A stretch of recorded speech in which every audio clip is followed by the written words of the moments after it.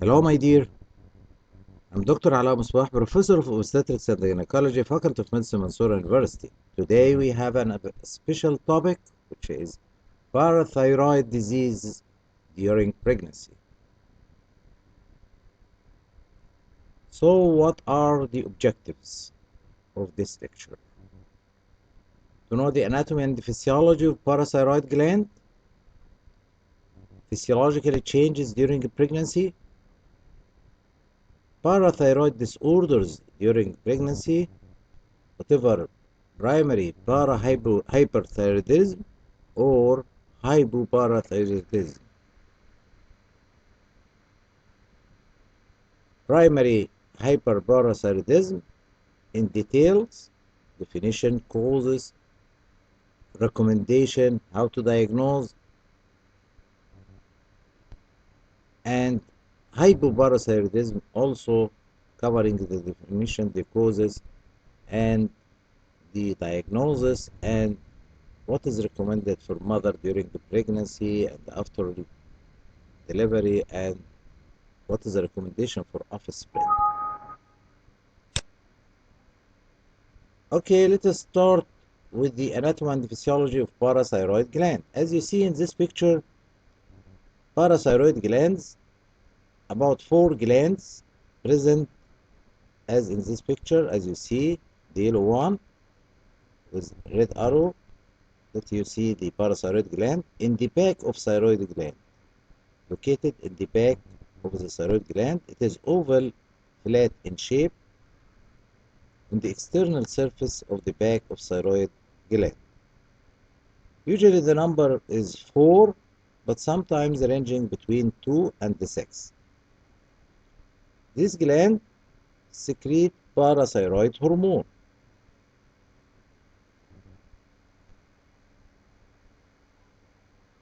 The parathyroid gland secrete parathyroid hormone, which is a polypeptide, and parathyroid gland is one of the endocrinal gland which secrete hormone in the bloodstream in response to low calcium level detected in the blood. So, with drop of calcium in the blood, the parathyroid gland secrete parathyroid hormone to compensate for this low calcium level in the blood. Also, you should know that the parathyroid hormone facilitate the synthesis of active vitamin D and the calcitriol.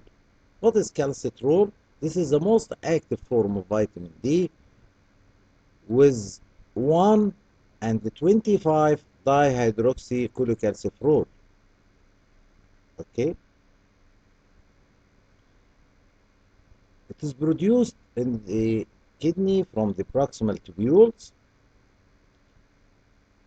Parathyroid hormone effects are present in the bones, kidneys, and the small intestine.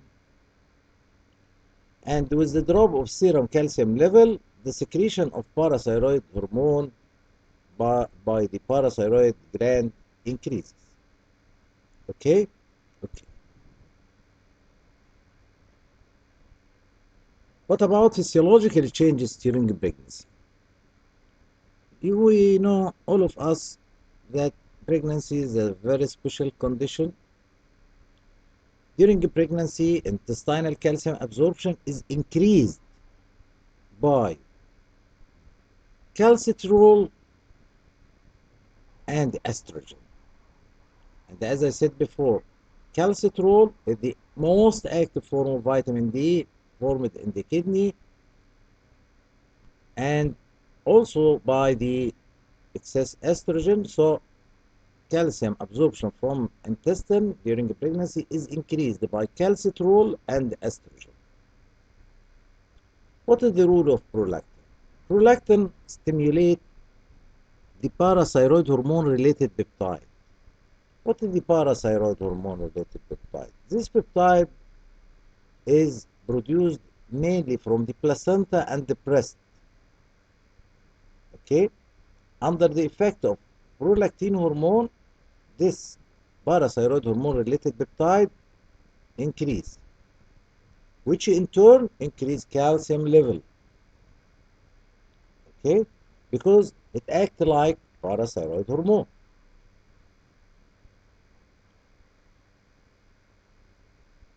And you should know that parathyroid hormone related peptide exert parathyroid hormone like effect and is an important regulator of mineral homeostasis during pregnancy. The balance of minerals during pregnancy depend on parathyroid hormone related peptide, which is produced from the placenta and the breast and stimulated by prolactin. What else in physiological changes during pregnancy? The plasma volume expansion or subsequently reduced albumin concentration contributes to a decrease in total calcium concentration. So don't be deceived by measuring total calcium concentration because it may be reduced, but this related to the physiological changes that happen during the pregnancy with volume expansion and the reduced albumin concentration. Okay? However, ionized or free calcium and the albumin adjusted calcium by certain equation remain unchanged in pregnancy and should therefore be used for clinical decision making in this setting. So, if you are taking a decision for a case, please do a test for ionized calcium and the albumin adjusted calcium, not the total calcium. Okay, so be careful about this point.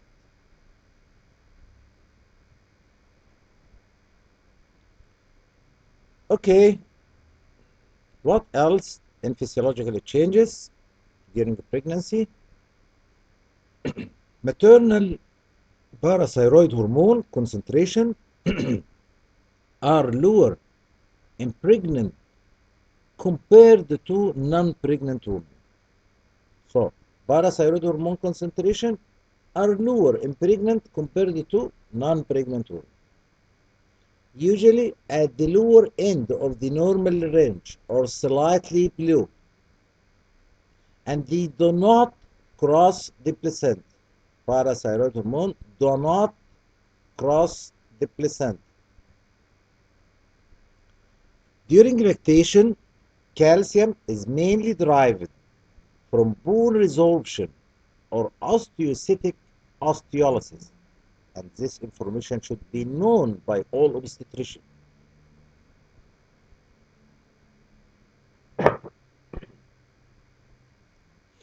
Let us go to parathyroid disorders during pregnancy. Parathyroid disorders during pregnancy are relatively rare and are characterized by disturbances in calcium and the mineral metabolism.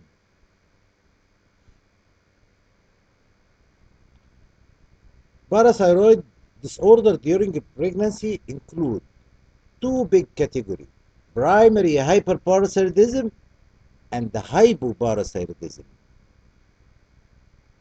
So, in details, we will cover primary hyperparathyroidism and the hypoparathyroidism and their relation to pregnancy. Let us start with the primary hyperparathyroidism.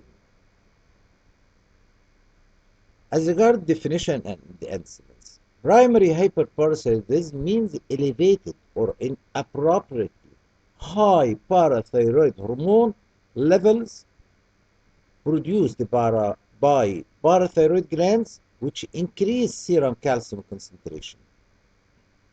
It is a common endocrine disorder. However, it is rare during the pregnancy, affecting only 0.05% of reproductive age women. What is the causes of primary hyperparathyroidism? The commonest, which constitute 4 out of 5 cases, is caused by an adenoma on one of the parathyroid glands. We know that on average, any woman has 4 parathyroid glands. If adenoma happened in one or more of these parathyroid glands, can cause primary hyperparathyroidism. hyperparathyroidism. Less commonly, it can occur if two or more parathyroid glands becomes enlarged. There is hyperplasia in these glands. That's why secreting more parathyroid hormone. Very rarely, primary hyperparathyroidism can be caused by cancer of parathyroid gland. Okay. What about diagnosis of primary hyperparathyroidism?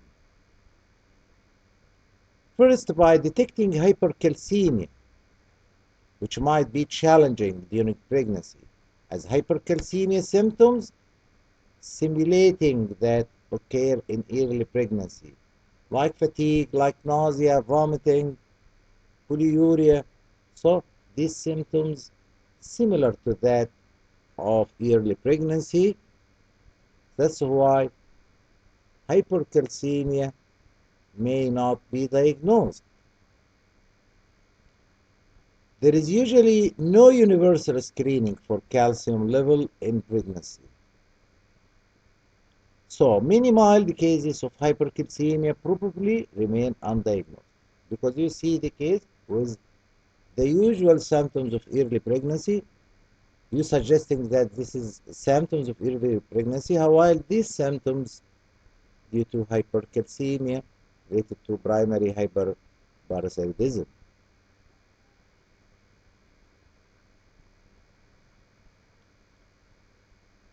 Severe and long-standing hypercalcemia in pregnancy may rather be detected, as it can cause severe clinical, obvious adverse effects.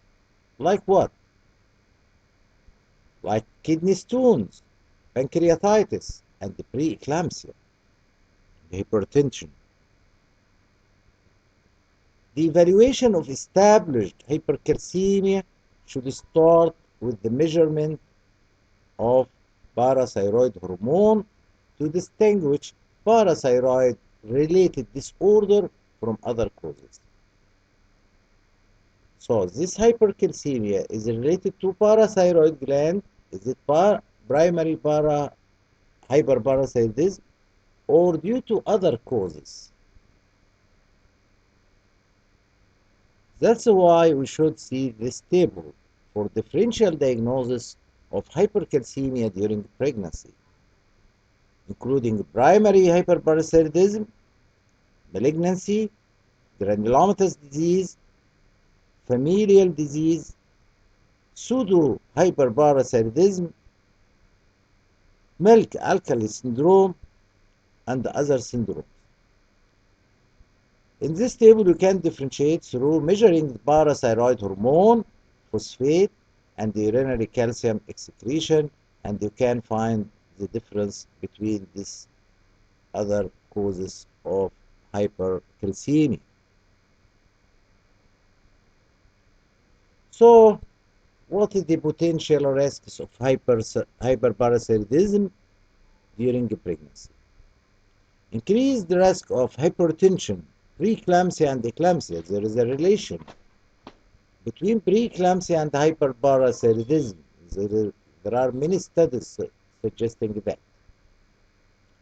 Risks of miscarriage can be as high as 25%. Risk of permanent hypoparathyroidism in baby because there is failure of parathyroid glands to be formed.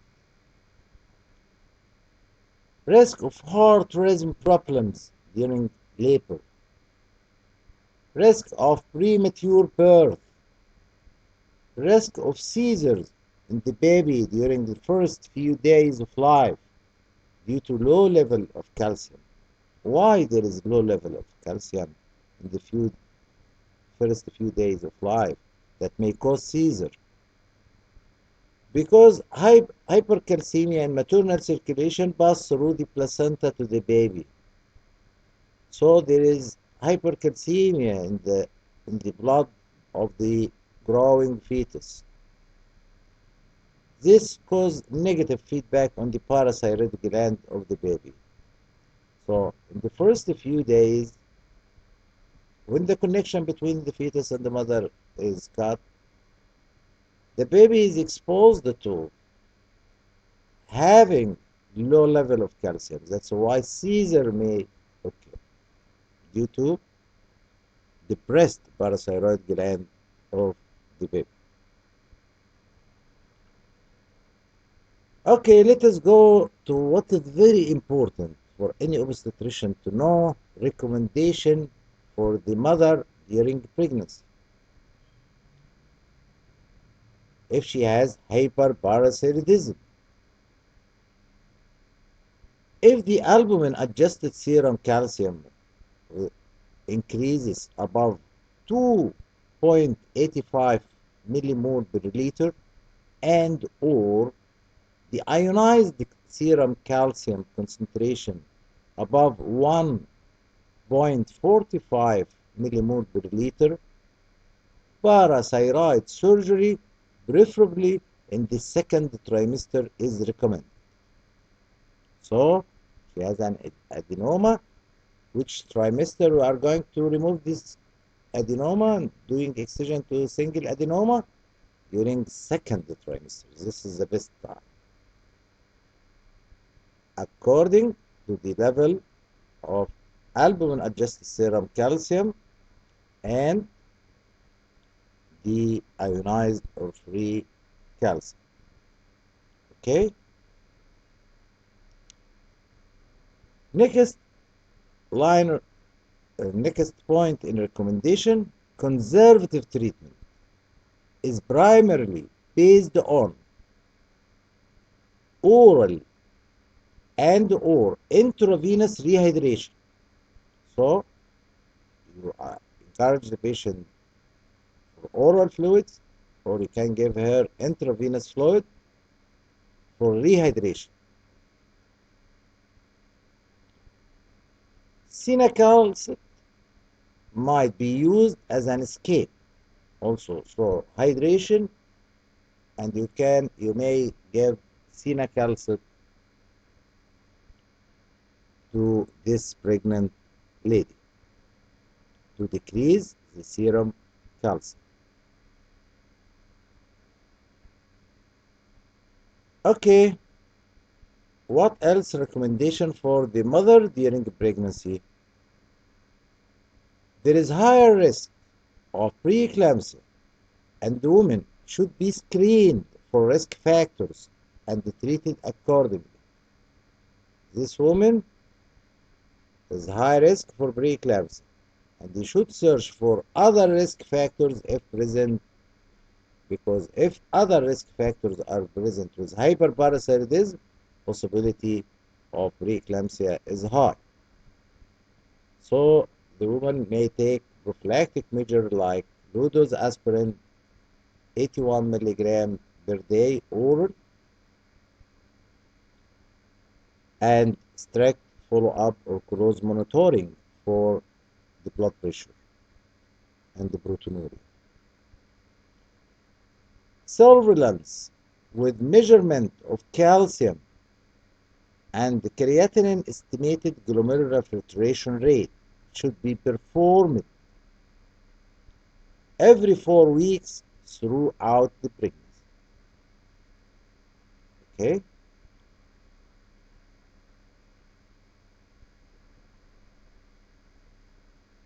What is the recommendation for the mother after delivery?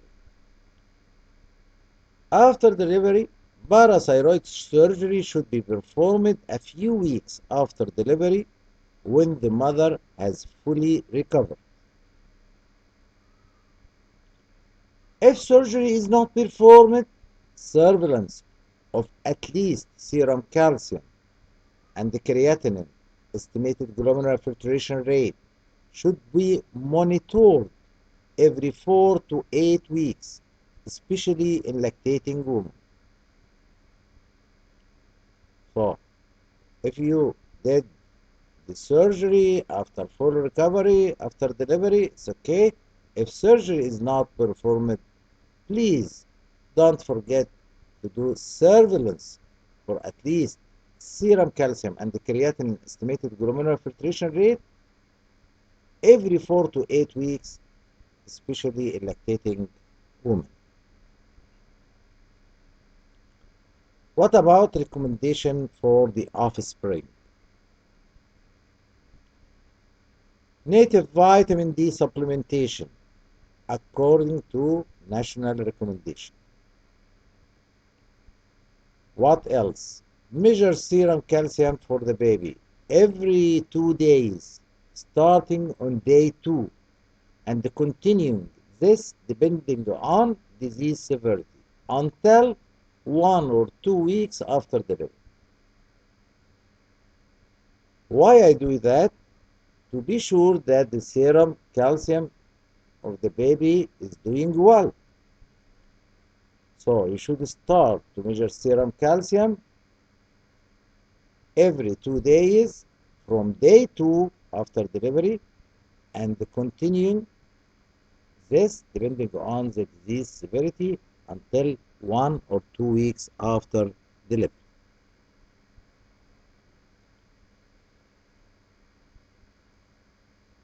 Let us go to the preconception medication review in case with hyperparathyroidism. You should check the medication given to the patient before planning pregnancy and so on. For primary hyperparathyroidism and the treatment of hypercalcemia, the majority of medication needs to be stopped. Like what? I should stop biphosphonates and denosumab before conception. Please remember this. So if the lady planning for pregnancy and she has primary hyperparathyroidism, please stop this drug, biphosphonates and denosumab before conception. Cinacalcet is also not considered to be suitable during pregnancy, although more evidence is gathered about the safety of the drug during the pregnancy. Nowadays, there is many studies suggesting it is safe. Okay, so we are searching for more study to be sure that cinacalcet during the pregnancy is safe. But what should be stopped is biphosphonates and denosumab. Now we finished the hyperparathyroidism. Let us go to the hypoparathyroidism, the other disorder of thyroid, of parathyroid gland disease. What is the definition and the incidence of hypoparathyroidism? Hypoparathyroidism simply means reduced or inadequately low parathyroid hormone level, which leads to hypocalcemia. Is it common condition? No, it is rare. Hypoparathyroidism is a rare condition that is mainly caused by anterior neck surgery. This is the main cause for hypoparathyroidism, anterior neck surgery during doing thyroidectomy, accidentally removing of the parathyroid gland or intended removal of parathyroid gland, whatever. So with anterior neck surgery, this is the commonest cause of hypoparathyroidism. So how to diagnose hypoparathyroidism during pregnancy? Hypoparathyroidism is only rarely diagnosed during pregnancy, as it is in most cases already known before pregnancy. Okay? In pregnant women without known diagnosis of hypoparathyroidism, hypocalcemic symptoms such as paresthesia, tingling in the fingertips, muscle aches, or even cramps should lead to lab evaluation with calcium measurements. So if you are doing antenatal care for a case and she always complaining of tingling of fingertips, cramps, muscle aches, so do test for calcium in blood. And as I said before, the free calcium or albumin estimated 1. Okay, if hypocalcemia is detected, parathyroid hormone and 25 hydroxy vitamin D should be determined to evaluate the diagnosis of hypoparathyroidism as a condition with hypocalcemia in combination with reduced or inappropriately low parathyroid hormone concentration. Given that anterior neck surgery is the main cause of hypoparathyroidism, knowledge on such a previous surgery or just a respective surgical scar can be useful hint for the diagnostic evaluation. So it's never to be missed. Most of the cases of hypoparathyroidism diagnosed already before pregnancy.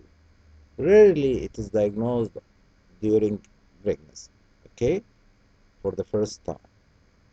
And when you are taking a history from the patient, ask her about any surgery done before, like thyroidectomy and so on, or anterior neck surgery. And during examination, don't miss a scar at this region, at the anterior neck. Let us go to recommendation for mother during pregnancy with hypoparathyroidism. Active vitamin D treatment and the calcium supplements are the main treatment modalities. Remember that during pregnancy, and she has hypoparathyroidism, you should give her active vitamin D and the calcium supplements. This is the main treatment modality. Native vitamin D supplement should be used to achieve 25 hydroxy vitamin D concentration in the normal range. And the magnesium supplements should be used in case of magnesium deficiency. Okay? Okay. What else recommendation during pregnancy in hypoparathyroidism? Surveillance during pregnancy, including laboratory measurements of at least serum calcium, phosphate, magnesium, and the creatinine estimated glomerular filtration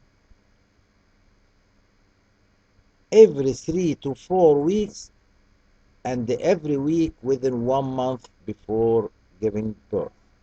So during the pregnancy, every 3 to 4 weeks, you will measure all of these.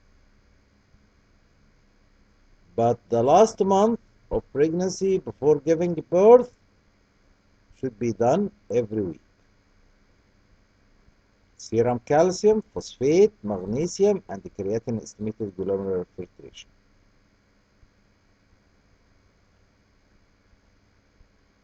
What is the recommendation for the mother after delivery in case with hypoparathyroidism? Surveillance after delivery include laboratory measurements of at least serum calcium, phosphate, magnesium, and creatinine estimated glomerular filtration rate weekly within the first month after delivery. So she is delivered now. Every week I'll measure the calcium, phosphate, magnesium, creatinine estimated glomerular filtration rate. I'll do it weekly in the first months after delivery, and then every 4 weeks during lactation. And be aware of increased hypercalcemia risk during the peripartum period. Please be aware of increased hypercalcemia risk during the peripartum period.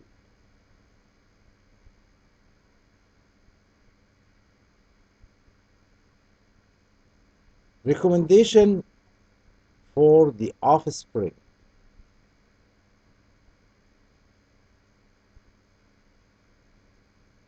Native vitamin D supplementation according to the national recommendation. Measure serum calcium for the baby every 2 days for the first week of life. So we should measure the serum calcium for the baby every 2 days for the first week of life. What about preconception medication review in case with hypoparathyroidism?